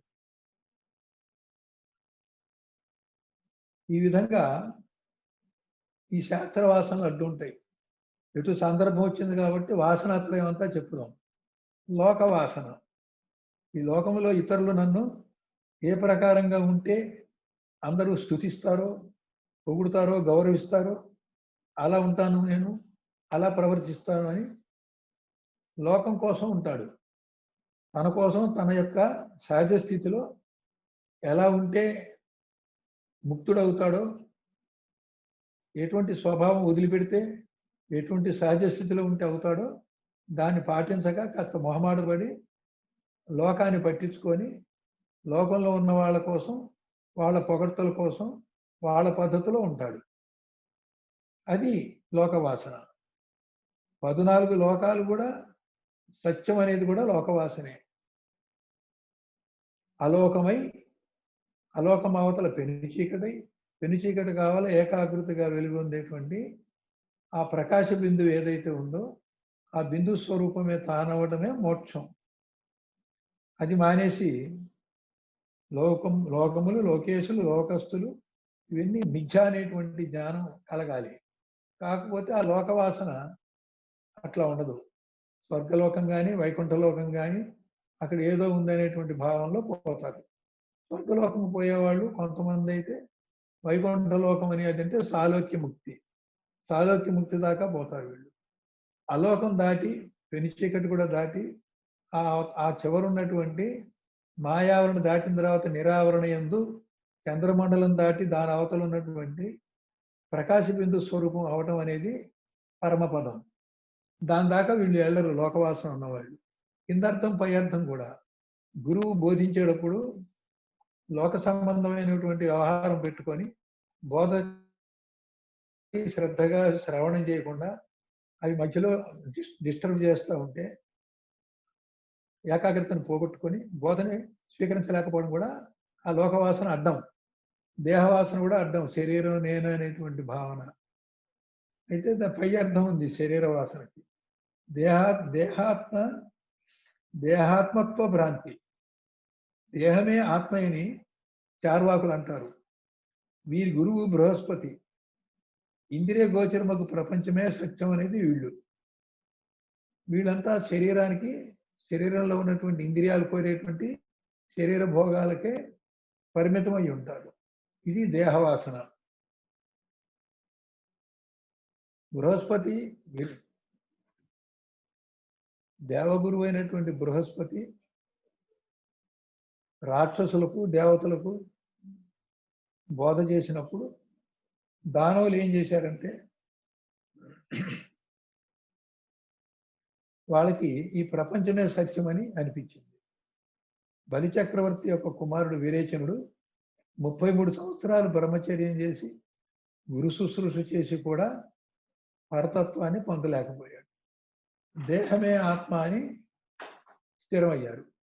కాబట్టి అసురులందరూ కూడా ఈ దేహాన్నే ఆత్మగా, ఆత్మ శాశ్వతం కాబట్టి వాడు తపస్సు చేసి నాకు ఆత్మానుభవం కావాలి, మోక్షం కావాలని అడగకుండా దేహమే అమృతంగా ఉండాలి, ఈ దేహమే చావకుండా ఉండాలి, ఈ దేహమే శాశ్వతంగా ఉండాలని కోరతారు. అది ప్రకృతి ఒప్పుకోదు. కాబట్టి దేహం పోయేదే. ఆ వరాలు ఇచ్చిన వాడు ఎవడైనా కానీ వరాన్ని వక్రీకరించి దాన్ని ఫలితం రాకుండా చేస్తూ ఉంటారు ఈ విష్ణు స్వరూపంగా ఉన్నటువంటి మాయాస్వరూపుడు. అది మనందరికీ పురాణాల్లో తెలుసు.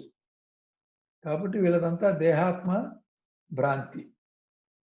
అసలు నిజానికి దేహవాసన అంటే జీవతనువులు 4, ఈ మొత్తం తనువులు.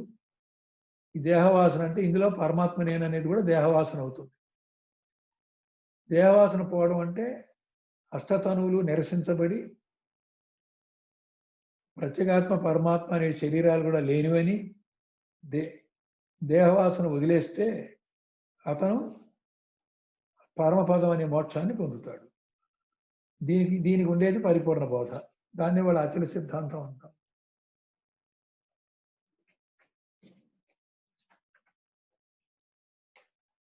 కనుక లోకవాసన అంటే లోకములు, లోకస్తులు, లోకేశులు తెగిన తుది అలోకమైన తర్వాత పెను చీకటి కావలికి వెళ్ళాలి. అలా వెళ్ళలేని వాళ్ళంతా లోకవాసనతో ఉన్నట్టు. దేహవాసన అంటే అష్టతనువుల్లో పరమాత్మ అనే అనుభవంతో ఆగిపోవడం. అది కూడా పరమాత్మ కూడా ఒక శరీరమే అనుకొని శరీర భ్రాంతి విడిస్తే అప్పుడు అతను చేరేటువంటిది పరమపదం అనే మోక్షం. ఇప్పుడు శాస్త్రవాసన గురించి చాలా చెప్పాం. సందర్భం వచ్చినప్పుడు ఇవన్నీ చెప్పకపోతే మళ్ళీ దానికి చెప్పడానికి వేరే టైము అవకాశం ఉండదు. అఖండ ప్రబోధ జ్ఞాన దృష్టి గల మహానుభావులు ఉండినా కూడా తన అజ్ఞాన దృష్టి తన చేతనే పోగొట్టుకునదగిన ఉన్నది. ఈ విషయము సత్యం. ఇందుచే శాస్త్రములు నిరుపయోగములని అంటం లేదు, మహాత్ములతో పని లేదని అంటం లేదు. అయితే కొంతవరకు అవి కావాలి. మరీ అజ్ఞానంలో భ్రాంతిలో ఉన్నవాళ్ళు కొంతవరకు ఇవన్నీ కావాలి. సాంఖ్యమతం ఇవి కూడా కావాలి.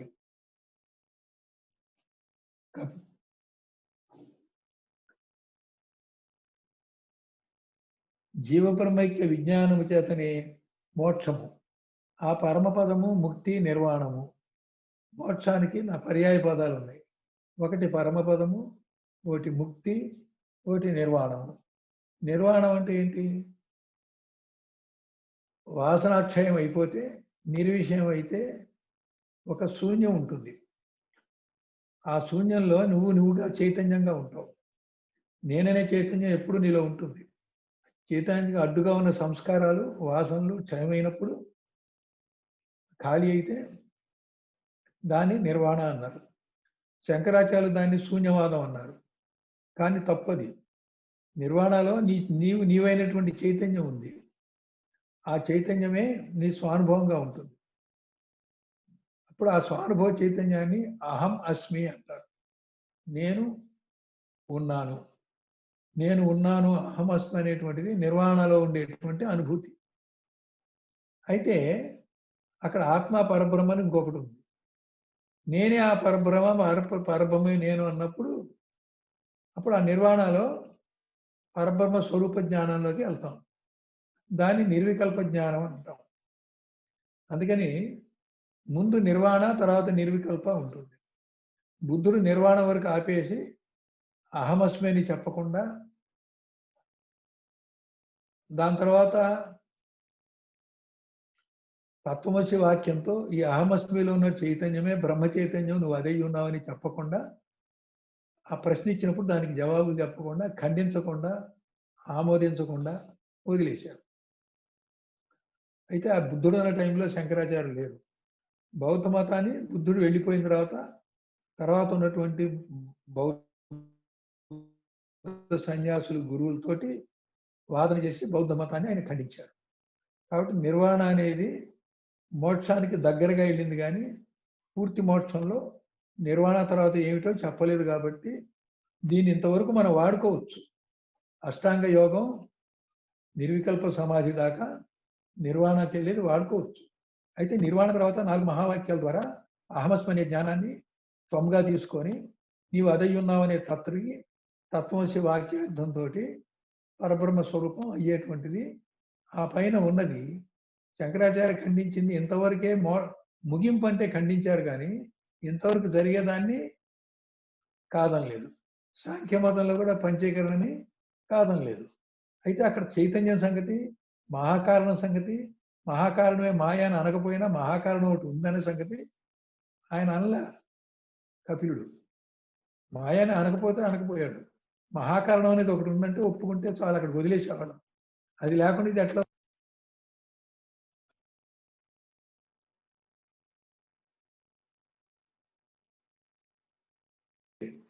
ఆ పైన ముగింపు లేదు, ఇన్కంప్లీట్గా ఉంది. అలాగే బుద్ధుడి నిర్వాణ కూడా ఇన్కంప్లీట్గా ఉంది. అష్టాంగ యోగం కూడా మనం నిర్వాణ దాకా వెళ్ళొచ్చు, నిర్వికల్ప సమాధి దాకా వెళ్ళొచ్చు. ఆ పైన ఏమిటో చెప్పకుండా వదిలేయటం శూన్యవాదం అయింది. అది ఇన్కంప్లీట్. పరమపదం అంటే తిరిగి రాని మోక్షం. ఇది అచల సిద్ధాంతం కింద ఉంటుంది. ఇక్కడ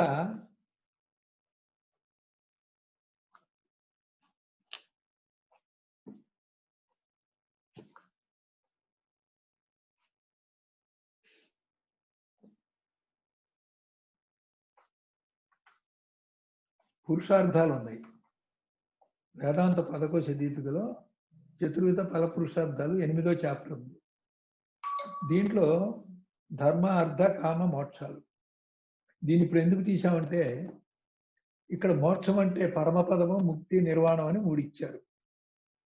అసలు మోక్షాలు ముక్తి పంచకం అని ఒకటి ఉంది, పేజీ 84. ఒకటి సార్ష్ణి ముక్తి, సారూప్య ముక్తి, సామీప్య ముక్తి, సాలోక్య, సాయుజ్య. ఇది కాకుండా కైవల్యము, పరమపదం ఉన్నాయి. ఎస్,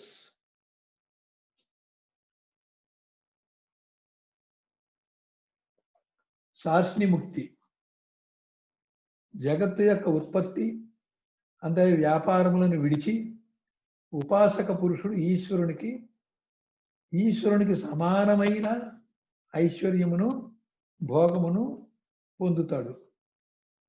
జగత్తు యొక్క ఉత్పత్తి, అందరి వ్యాపారాన్ని విడిచిపెడతాడు, నంబర్ 1.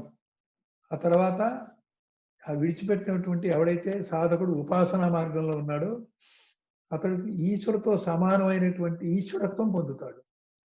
ఈశ్వరత్వం పొంది అక్కడ ఈశ్వరుతో సమానమైనటువంటి ఐశ్వర్యానుభవం పొందుతాడు, ఈశ్వరానుభవం పొందుతాడు, భోగమును పొందుతాడు.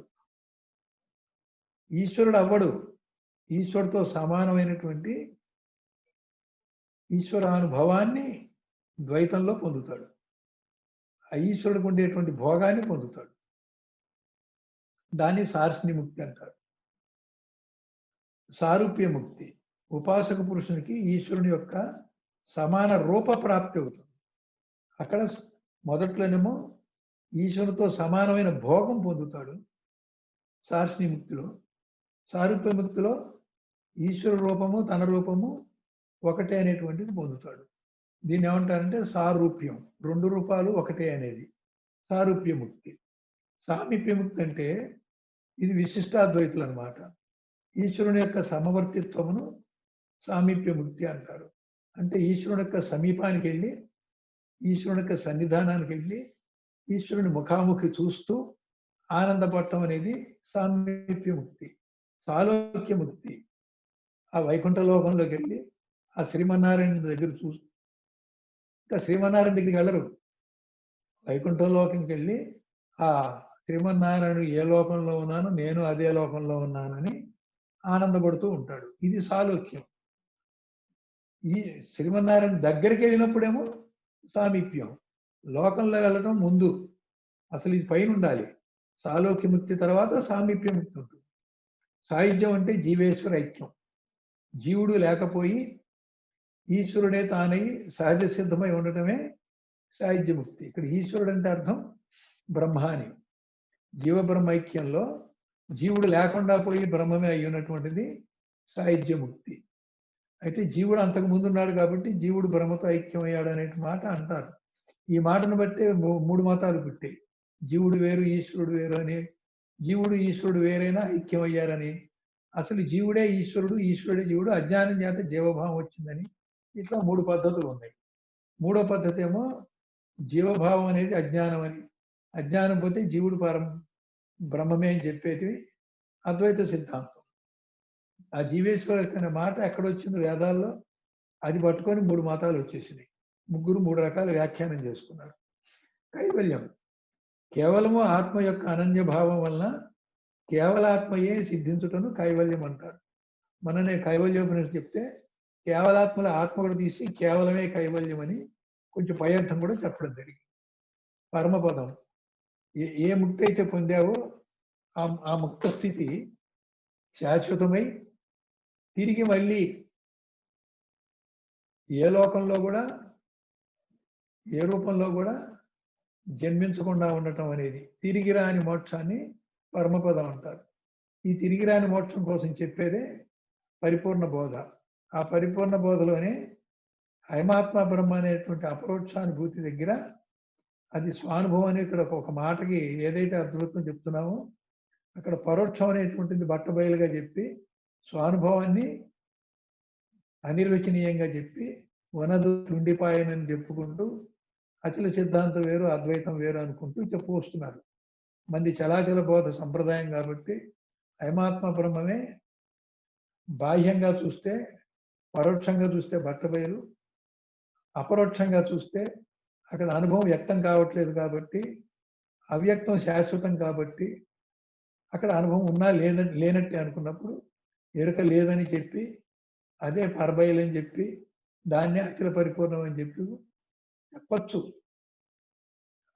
దీనికంటే అది పైబోధ అని చెప్పేవాళ్ళు ఎవరైనా ఉంటే ఆ సిద్ధాంత పనులు చెప్తున్నారు. కానీ మన చలాచల బోధ సంప్రదాయంలో అద్వైతం యొక్క పరాకాష్ఠలో మహాద్వైతమే అచల పరిపూర్ణం.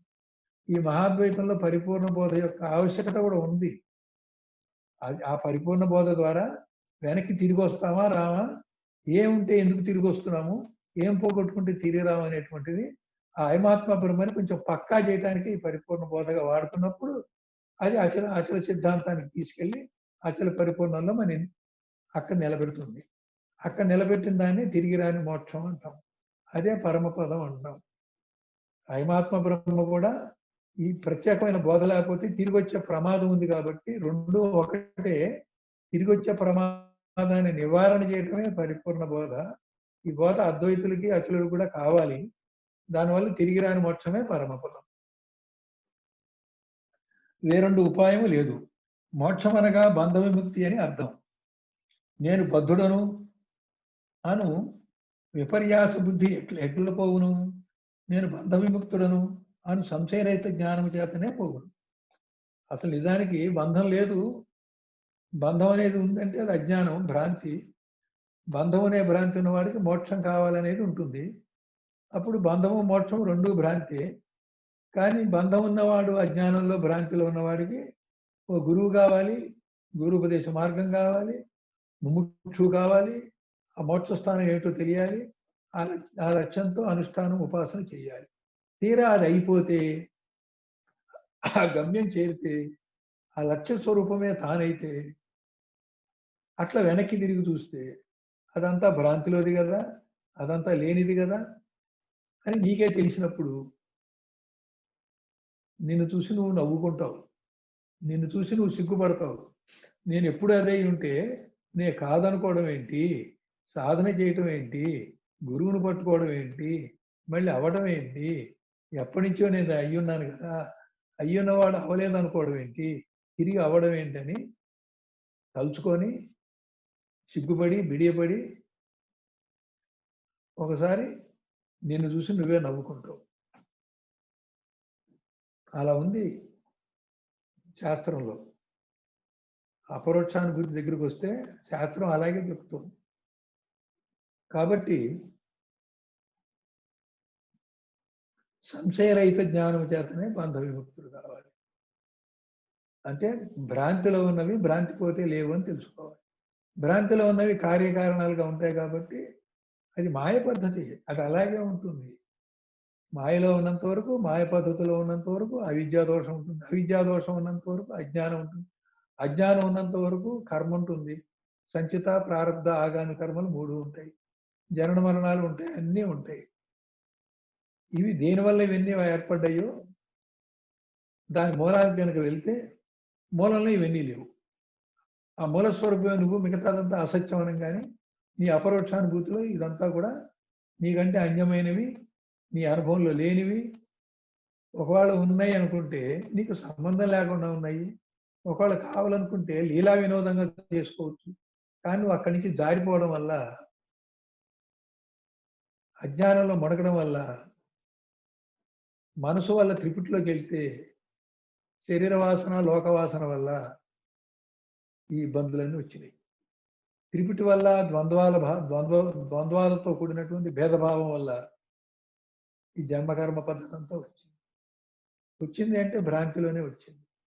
అందుకే లక్ష్యం చేరిన తర్వాత చేరే ముందు గాని కనీసం ద్వైతంలో ఉంటే అద్వైతం సిద్ధించే లోపల ఈ అనుష్ఠాన వాసన, ఈ శాస్త్ర వాసన, ఈ లోక వాసన, ఈ దేహ వాసన ఇవన్నీ విడిచిపెట్టేసేయాలి. ఎందుకంటే అదే నిన్ను అద్వైతం పోకుండా ఆపుతోంది. ఇంతవరకు ఎలా ఉపయోగపడినా ఆ తర్వాత అదే అర్థమైంది. అనుష్ఠానం ఉపయోగపడింది. సమీపానికి వెళ్ళావు. ఇంకా అది అవ్వాలి అంటే ఇంకా అనుష్ఠానంతో పని లేదు. ఇంకా దాన్నే పట్టు కూర్చున్నావంటే ఎంతకాలమైనా అవ్వవు. అలాగే శాస్త్రం నీకు ఉపయోగపడింది. అక్కడి దాకా వెళ్ళావు. ఇక శాస్త్రం వదిలేసే టైం వచ్చింది. అది వదిలితే నీకు అద్వైతం. అది లేకపోతే శాస్త్ర వాసనే నిన్ను ద్వైతంలో ఉంచుతోంది. అనుష్ఠాన వాసన ద్వైతంలో ఉంచుతుంది.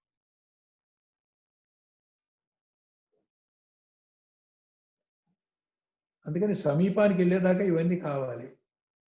అద్వైతం సిద్ధించేటప్పుడు ఇవన్నీ పోవాలి. ఎక్కడి దాకా వాటి అవసరమో అవి అవసరమే. అందుకే అంటారు ఏరు దాటాక తెప్ప తగలేమని. ఏరు దాటడానికి తెప్ప ఎంతో అవసరం. ఏరు దాటిన తర్వాత మరింత ప్రయాణం ఉంది. తెప్ప అక్కడ వదిలేసేసి మనం వెళ్ళిపోవాలి. తెప్పని మోసుకెళ్ళటం అంటే ఈ శాస్త్ర వాసన, అనుష్ఠాన వాసన, దేహ వాసన, లోక వాసన ఇవన్నీ నీతో పాటు పట్టుకెళ్ళటమే. ఈ వాసనాక్షయం కాకపోతే నీకు అద్వైతం ఎలా సిద్ధిస్తుంది? మొదట్లోనేమో సంస్కారాలు, విషయ వాసనలు ఉన్నాయి. ఇప్పుడు అనుష్ఠానమే ఒక పెద్ద విషయం. అదొక వాసన. శాస్త్రమే ఒక పెద్ద విషయం. ఆ పాండిత్యమే పెద్ద వాసన. ఈ వాసననే వ్యసనం అన్నారు. వ్యసనం అంటే అంత తేలిగ్గా వదిలిపెట్టండి. కాబట్టి ఈ వాసనాత్రయం వ్యసనమైంది. వ్యసనాలు ఎలా వదలాలో వాసనాత్రయం ఎలా వదలాలి. ఎప్పుడు వాటి యొక్క పని అయిపోయాక ఇక అద్వైతం సిద్ధించడానికి వీటి యొక్క అవసరం లేకపోతే ఇవి ఉన్నంత వరకు అద్వైతం రాదు. అద్వైతం రావాలంటే ఇవి పోవాలి. అప్పుడు వద్దన్నాం. మొదట్లో వద్దంటం లేదు. మొదట్లో కావాలి. నేను బంధ విముక్తుడను అను సంశయ రహిత జ్ఞానం చేతనే ఇదంతా కూడా పోతుంది. అంటే ఇక్కడ అర్థమైందే మనకి బంధం అనేది భ్రాంతి కాబట్టి ఈ బోధ వల్ల ప్రబోధ వల్ల భ్రాంతి రహితమైనప్పుడు స్వయం ప్రబోధ ద్వారా నువ్వు ముక్తుడవుతావు అనేది ఇక్కడ క్లియర్. కాబట్టి ఆ బంధ విముక్తికి తగినటువంటి పని మనం చేయాలి కానీ దానికి కొంతవరకు ఉపయోగపడేవి కూడా ఉంటే ఉండొచ్చు కానీ దాని ఉపయోగం తీరిన తర్వాత దాన్ని మోసుకుంటూ పోకూడదు. ఎవరికున్న బంధం వాళ్ళకే పోవాలి. ఎవరికున్న భ్రాంతి వాళ్ళకే నివారణ కావాలి. నాకు గురువుగారికి భ్రాంతి లేదు. శిష్యుడికి భ్రాంతి ఉంది. ఆయన బోధ ద్వారా ఇది భ్రాంతి అని చెప్పాడు. సత్యం ఏంటో కూడా చెప్పాడు. నీకు సత్య దృష్టి కావాలి. భ్రాంతి దృష్టి పోవాలి. కొన్ని మార్గాల్లో అక్కడ దాకా వెళ్ళావు. ఆ భ్రాంతి రహిత స్థితి రాబోతోంది. వెంటనే నీకు అద్వైతం సిద్ధించబోతోంది. అద్వైతం సిద్ధించాలంటే భ్రాంతికి ఇంకా ఈ 3 వాసనలు ఉన్నాయి. అయిపోవాలి. ఆ వాసనాత్రయం పోవాలి. బంధ విముక్తుడంటే ఈ విధంగా ఎవరికో వాడు చూసుకోవాలి. ఏది ఎంతవరకు అవసరం అంతవరకు ఉండాలి. కొంచెం వ్యాపారంగా కమర్షియల్గా ఉండాలి. అన్నీ వాడుకోవాలి, పని అవ్వగానే అన్ని వదిలేయాలి. ఆధ్యాత్మికంలో కూడా నీ మోక్షం కోసం నువ్వు స్వార్థంగా ఉండాలి.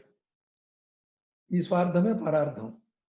విషయాల్లో స్వార్థం పనికిరాదు కానీ పరార్థం కోసం స్వార్థం కావాలి. నువ్వు ముందు సద్గతి పొంది గురువైన ఇంకోళ్ళకి బోధించడం తర్వాత సంగతి. ముందు నీకే జ్ఞానం లేదు, నీకే అనుభవం లేదు, నువ్వు ఎవరికి బోధిస్తావు? ఆ బోధించగలిగే సామర్థ్యం అందరికీ ఉండదు. కొందరు ఎవరికి వాళ్ళు ముక్తులు అవుతారు. కొంతమంది బోధించగలిగినటువంటి స్వభావము మొదట్లో అజ్ఞానంలోనే ఉంటుంది. జ్ఞానం వచ్చాక అజ్ఞానం వల్ల జ్ఞానాన్ని కూడా బోధించే అలవాటు అవుతారు. వాళ్ళకు ఒక సంస్కారం అలా ఉంటే గురువు కనుక ఆ సంస్కారాన్ని వినియోగించి నేను బోధగురుగా తీర్చిదిద్దొచ్చు.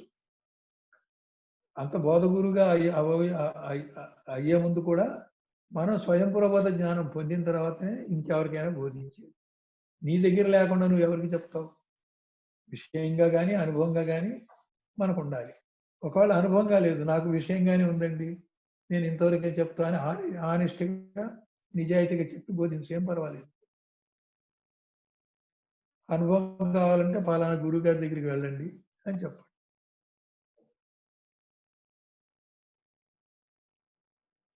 అట్లా గురువుగా ట్రైనింగ్ అయ్యేవాళ్ళు, బోధాధికారులుగా ట్రైనింగ్ అయ్యేవాళ్ళు కూడా మేము బోధిస్తున్నంత మాత్రం గురువు అయిపోయానని కాదు. కొంతమంది బోధిస్తుండగానే నేనెక్కడ గురువునండి, నన్ను బోధించమంటారేంటి అని తక్కువగాను అనుకోవద్దు, ఎక్కువగాను అనుకోవద్దు. ఇది ఒక ట్రైనింగ్, శిక్షణ అనుకొని చెయ్యాలి.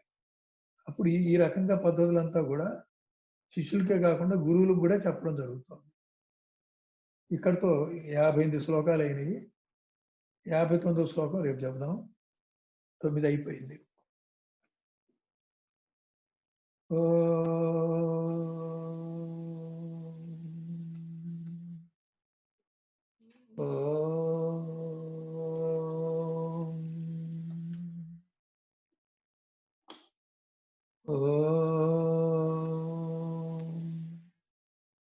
పూర్ణమద పూర్ణమిదం పూర్ణాత్ పూర్ణముదచ్యతే పూర్ణస్య పూర్ణమాదాయ పూర్ణమేవావశిష్యతే. ఓం తత్సత్. ఓం శాంతి శాంతి శాంతి.